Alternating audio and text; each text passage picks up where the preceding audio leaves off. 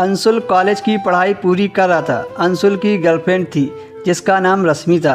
अंशुल के प्यार के बारे में किसी को कुछ पता नहीं था, पर रश्मि की उम्र की ही एक मौसी थी, उनका नाम कविता था। कविता मौसी को उन दोनों की सारी बातें पता रहती थी।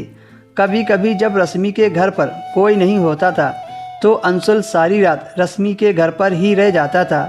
एक रात अंशुल रश्मि के घर पर रुका था। उसके पापा दूसरे शहर जाने की बात बोलकर चले गए। उन्होंने यह भी कहा था कि वह 2-3 दिन के बाद आएंगे, पर ना जाने कैसे रश्मि के पापा अचानक घर पर आ गए।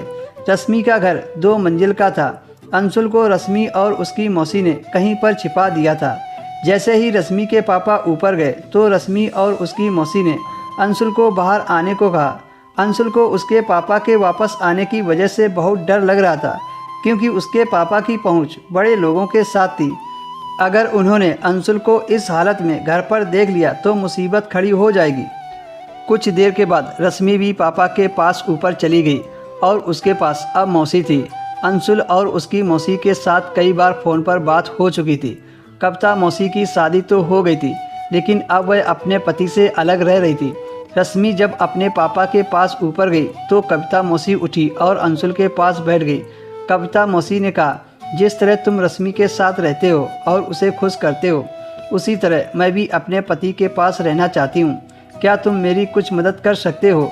मौसी के इतना कहते ही रश्मि वापस कमरे में आ गई तो कविता मौसी ने अचानक से वह बात काट कर दूसरी बात करने लगी। इसी दौरान रश्मि ने कहा, आज मैं नीचे नहीं आ पाऊँगी, यहाँ पर तुम्हारे साथ कविता मौसी रहेगी, क्योंकि अगर मैं यहाँ पर रुकी तो कहीं पापा को शक न हो जाए। रश्मि ने यह भी बता दिया कि पापा की तबीयत खराब है तो वह उनके साथ उनके कमरे में ही रहेगी। अंशुल ने कहा, ठीक है। रश्मि जब चली गई उसके आधे घंटे तक कोई नहीं आया तो मौसी ने अंशुल के साथ हरकत शुरू कर दी।